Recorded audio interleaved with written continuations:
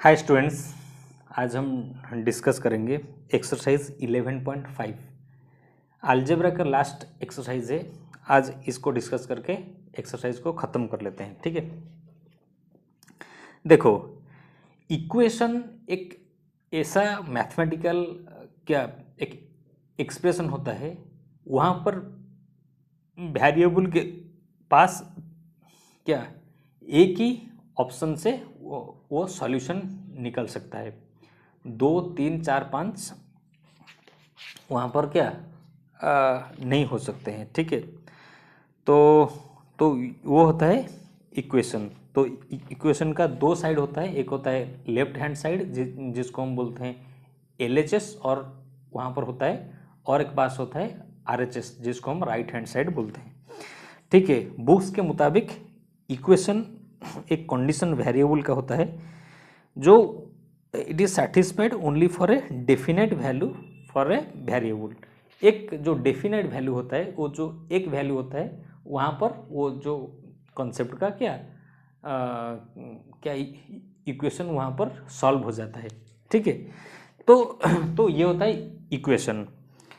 तो अगर इक्वेशन का एग्जाम्पल लेते हैं, देखो 1 + x =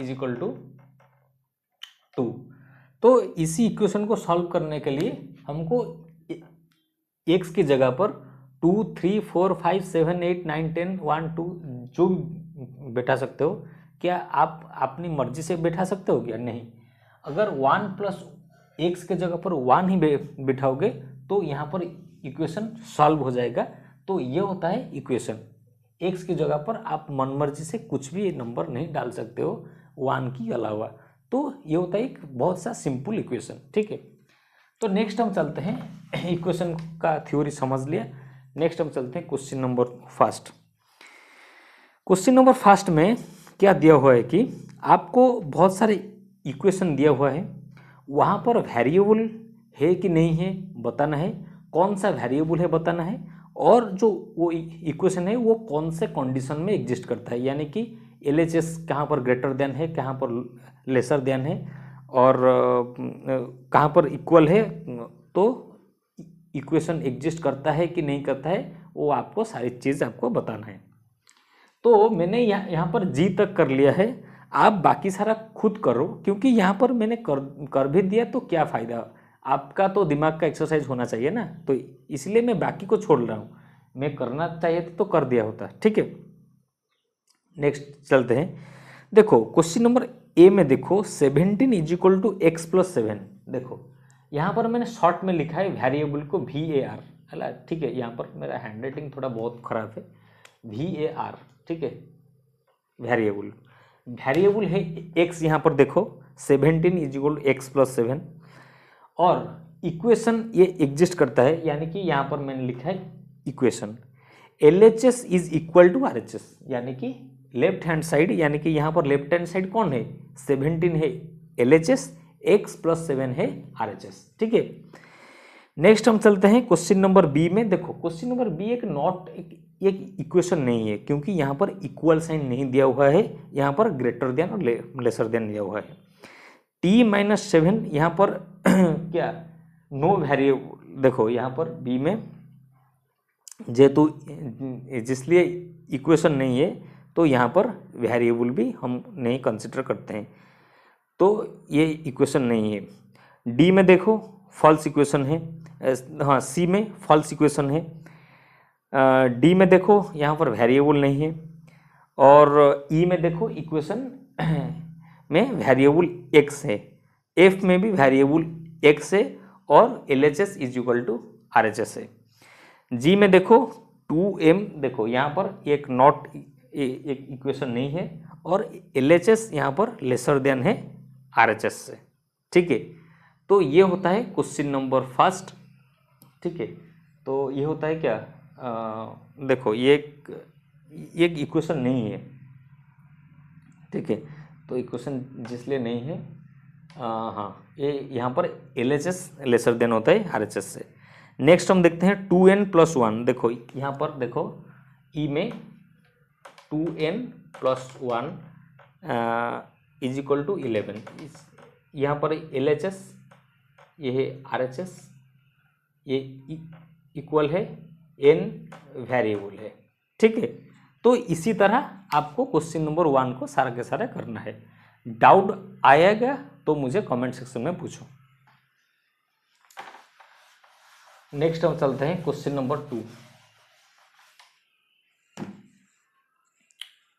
क्वेश्चन नंबर 2 में देखो यहाँ पर इक्वेशन दिया हुआ है 10y is equal to 80, 10y is equal to 80, 10y 80 3 तक दे दिया, 4l इज इक्वल टू 20। तो वो वेरिएबल को दिखा रहे y के जगह पर 10 को बिठाओ, y के जगह पर 8 को बिठाओ। तो यहाँ पर देखो मैं एक कर देता हूँ, आप बाकी सारा कर लो, ठीक है। क्वेश्चन नंबर 2 में देखो,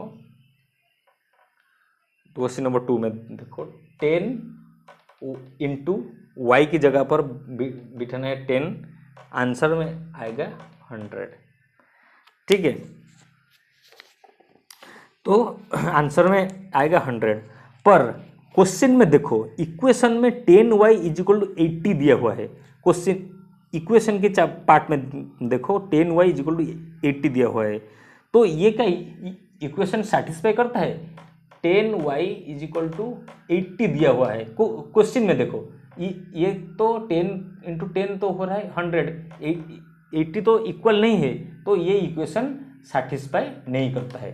तो यहाँ पर लिख लो इक्वेशन सेटिस्फाई यस और नो, नो में आंसर दे देना। तो ये इक्वेशन हो जाएगा नो, सेटिस्फाई नहीं करता है।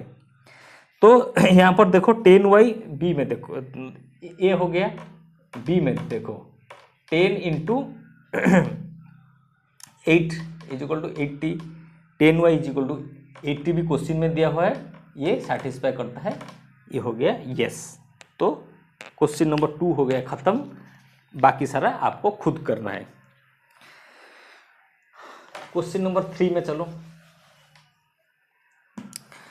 Pick the solution from the value given in the bracket next to the each equation. देखो किस वैल्यू पर आपके इक्वेशन का आंसर आ जाता है। वैल्यू ब्रैकेट में दिया हुआ है, ए में वैल्यू दिया हुआ है 10, 5, 12, 15। 10 को 5 जो एम दिया हुआ है 10 को एम के जगह पर बैठा कर देखो 60 आ रहा है कि नहीं, नहीं आएगा। 12 अगर आप बिठाओगे 5 इंटू 12 इज इक्वल टू 60। देखो यहाँ पर इक्वेशन कैसे होगा, क्वेश्चन नंबर 3 को मैं एक कर देता हूँ। 5 इंटू 10 इज इक्वल टू 50।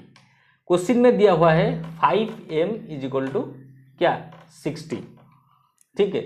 यहाँ तो आ रहा है 50, 5 इंटू 5 ये आ रहा है 25, 5 इंटू 12 ये आ रहा है 60। तो यहाँ पर इक्वेशन सेटिस्फाई कर रहा है। तो जितने भी m है, नेक्स्ट में n है, p है, q है, एक एक क्या वेरिएबल को आप यूज करो और आंसर निकालो, ठीक है। चलो क्वेश्चन नंबर 3 में। क्वेश्चन नंबर 3 हो गया 4। Complete the table. देखो यहाँ पर 4 में देखो एम की जगह पर 1, 2, 3 इस तरह दिया हुआ है, और यहाँ पर m प्लस 10 क्या होगा, m के जगह पर 1 बिठाओ 11, m के जगह पर 2 बिठाओ 12, m के जगह पर 13, इस तरह आपको करना है।